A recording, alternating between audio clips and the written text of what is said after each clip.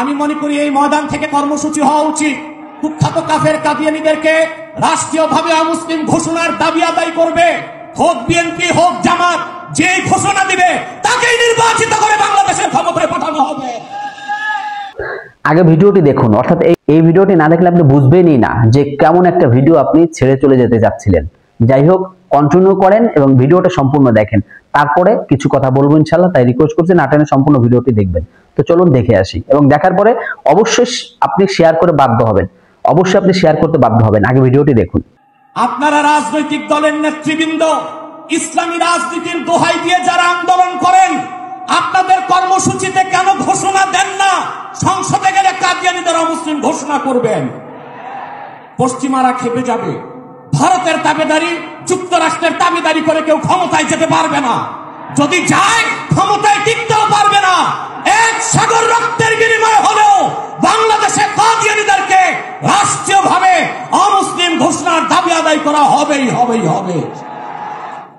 আমাদের তাহরিকের একটা স্লোগান আছে, মাসলাক যার যার, দিন ইসলাম সবার। আজকে সে প্রমাণ সোহরাওয়ার্দী উদ্যানে পেয়েছেন আপনারা। আকীদা খাতমে নবুয়তের বিশ্বাস ইসলামের মৌলিক বিশ্বাস। কেউ যদি বিশ্বাস করে আল্লাহকে বিশ্বাস করি কিন্তু তিনি এক, এটা যে বিশ্বাস করবে না সে কাফের।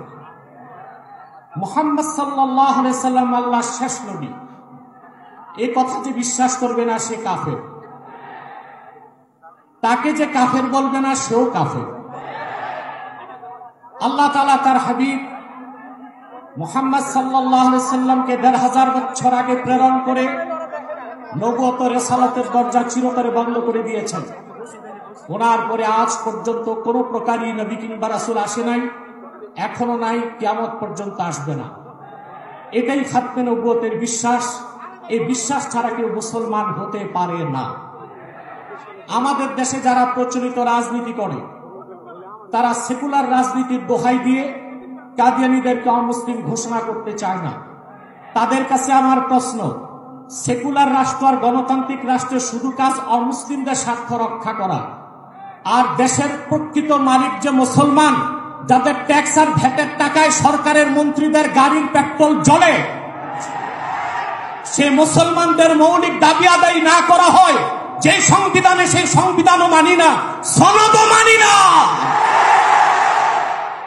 প্রিয় বন্ধুগণ, খাতমে নবুয়তের জিহাদ সবচেয়ে বড় জিহাদ, খাতমে নবুয়তের আন্দোলন সবচেয়ে বড় আন্দোলন।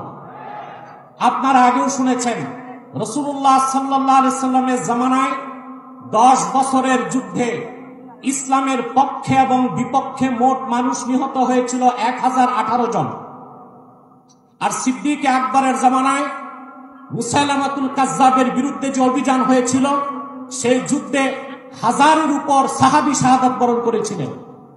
যুগে যুগে মিথ্যা নবুয়তের দাবিদাররা যখনই এসেছে, উম্মতের মুসলমান তরবারি দিয়ে ফয়সালা করেছে। ইসলাম পরিপূর্ণ হওয়ার হাজার হাজার বছর পরে ইংরেজ আমলে এক শয়তান, ইংরেজদের পা চাটা গোলাম মির্জা গোলাম শয়তান কাদিয়ানী নবুয়ত দাবি করেছিল। তাকে আমি গোলাম আহমদ বলি না, কাফের কখনো গোলাম আহমদ হতে পারে না। কাজ্জাব কাদিয়ানী ছিল গোলাম শয়তান কাদিয়ানী। 1908 সালে আল্লাহর গজবে সে ধ্বংস হয়ে জাহান্নামের কুকুর হয়েছে। তার অনুসারী কাদিয়ানীরা বাংলাদেশে এখন ব্যাপক উৎপাত করছে। আপনারা জানেন, বর্তমান সরকার দায়িত্ব নেবার পরে বাংলাদেশের বিভিন্ন জায়গায় কাদিয়ানীদের নতুন নতুন আস্তানা গড়ে তোলা হয়েছে। কাদিয়ানীদের আস্তানা পাহারার জন্য সেনাবাহিনী, পুলিশও মোতায়েন করা হয়েছে। যদি তারা সংখ্যালঘুই হয়ে থাকে তাহলে তাদেরকে সংখ্যালঘু ঘোষণা করতে সমস্যা কোথায়? এদেশে তো হিন্দু, বৌদ্ধ, খ্রিস্টান আছে, আমরা কি তাদেরকে অমুসলিম দাবি করে বলি? তারা অমুসলিম পরিচয়ে আছে। তাদের উপাসনালয়গুলোকে আমরা মসজিদ বলি না, গির্জা বলি, প্যাগোডা বলি, মন্দির বলি। কিন্তু কাদিয়ানীরা ইহুদিদের চেয়ে নিকৃষ্ট কাফের, তারা জিন্দিক। জিন্দিক বলা হয় সেই কাফেরকে যে প্রকাশ্য কাফের, নিজেকে দাবি করে মুসলিম। সেই জন্য শরীয়তের আইনে কাদিয়ানীদের একমাত্র শাস্তি মৃত্যুদণ্ড। যেহেতু বাংলাদেশ সেকুলার রাষ্ট্র, আমরা ছোট একটা দাবি করেছি, তাদেরকে অমুসলিম ঘোষণা করতে হবে। এই দাবি আপনারা কিভাবে আদায় করবেন? ঐক্যবদ্ধ হয়ে বছরে একটা কর্মসূচি দিলেই হবে না। আমি মনে করি এই ময়দান থেকে কর্মসূচি হওয়া উচিত। কুখ্যাত কাফের কাদিয়ানীদেরকে রাষ্ট্রীয়ভাবে অমুসলিম ঘোষণার দাবি আদায় করবে। হোক বিএনপি হোক জামাত, যে ঘোষণা দিবে তাকেই নির্বাচিত করে বাংলাদেশের ক্ষমতায় পাঠানো হবে। আপনারা রাজনৈতিক দলের নেতৃবৃন্দ ইসলামী রাজনীতির দোহাই দিয়ে যারা আন্দোলন করেন, আপনাদের কর্মসূচিতে কেন ঘোষণা দেন না? সংসদে গেলে কাদিয়ানীদের অমুসলিম ঘোষণা করবেন। পশ্চিমারা খেপে যাবে। ভারতের তাবেদারি, যুক্তরাষ্ট্রের তাবেদারি করে কেউ ক্ষমতায় যেতে পারবে না। যদি যায় ক্ষমতায় টিকতেও পারবে না। এক সাগর রক্তের বিনিময় হলেও বাংলাদেশে কাদিয়ানীদেরকে রাষ্ট্রীয়ভাবে অমুসলিম ঘোষণার দাবি আদায় করা হবেই হবে। ওয়াখির দাওয়ানা আলহামদুলিল্লাহ।